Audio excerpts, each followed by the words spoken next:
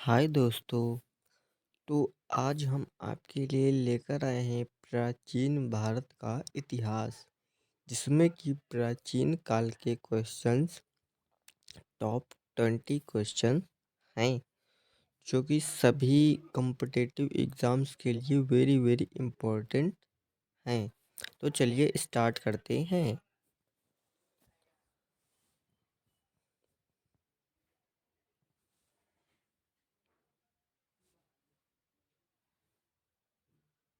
Question number 1, Mahasthan तथा शाहगौरा के अभिलेख किसके शासन काल में मिलते हैं?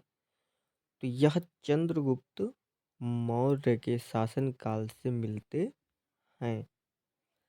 क्वेश्चन नंबर 2, अशोक के अभिलेखों को सबसे पहले किसने पढ़ा था? तो यह अशोक के अभिलेखों को सबसे पहले जेम्स प्रिंसेस ने पढ़ा था। क्वेश्चन नंबर 3, महरौली स्तंभ किससे संबंधित है? तो यह चंद्रगुप्त द्वितीय से संबंधित है। आगे चलते हैं क्वेश्चन नंबर 4 की तरफ।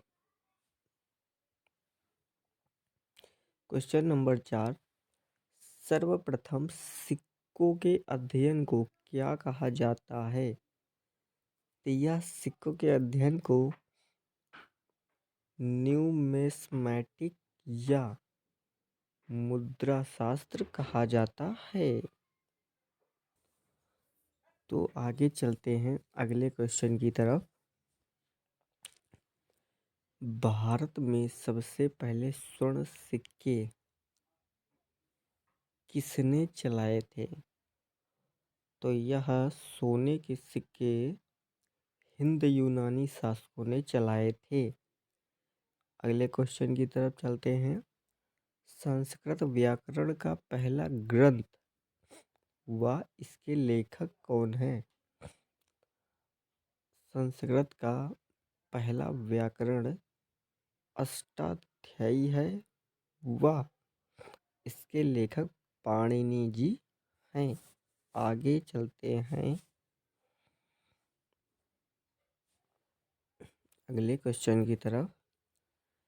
राजतरंगिणी किसकी रचना है? राजतरंगिणी कल्हड़ की रचना है तथा इसमें कश्मीर के इतिहास का वर्णन किया गया है।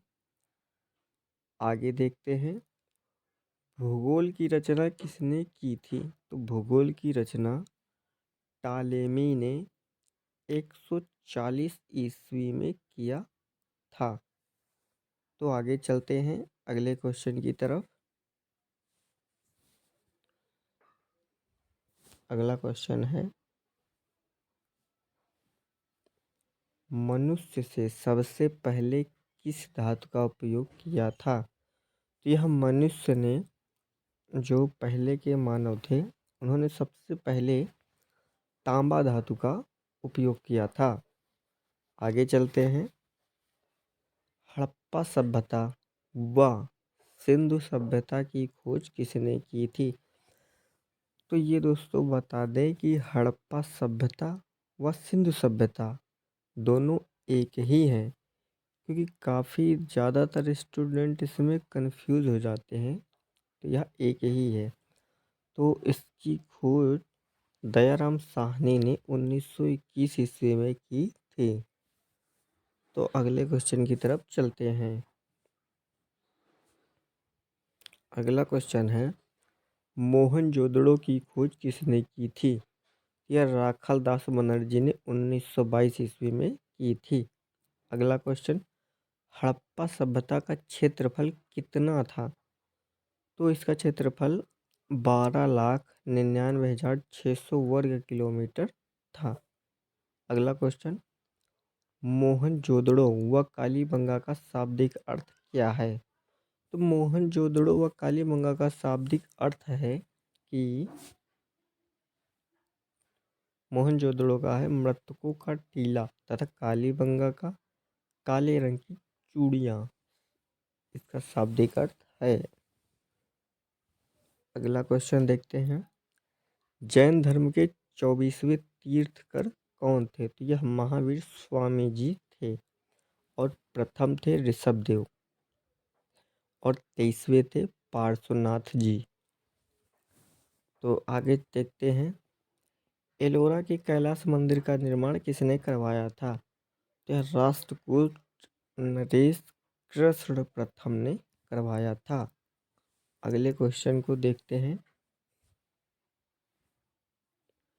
अगला क्वेश्चन, गुप्त साम्राज्य के शासन काल को प्राचीन भारतीय इतिहास का क्या कहा जाता है? तो यह स्वर्ण काल कहा जाता है।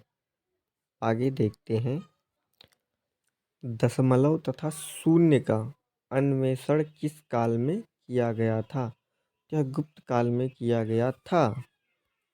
आगे देखते हैं। चावल के उत्पादन के साक्ष्य किस सैंधवपुरा स्थल से प्राप्त हुए हैं? यह रंगपुर एवं लोथन से प्राप्त हुए हैं।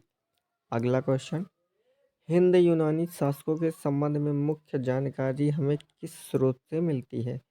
यह सिक्के से मिलती है। अगला क्वेश्चन देखते हैं।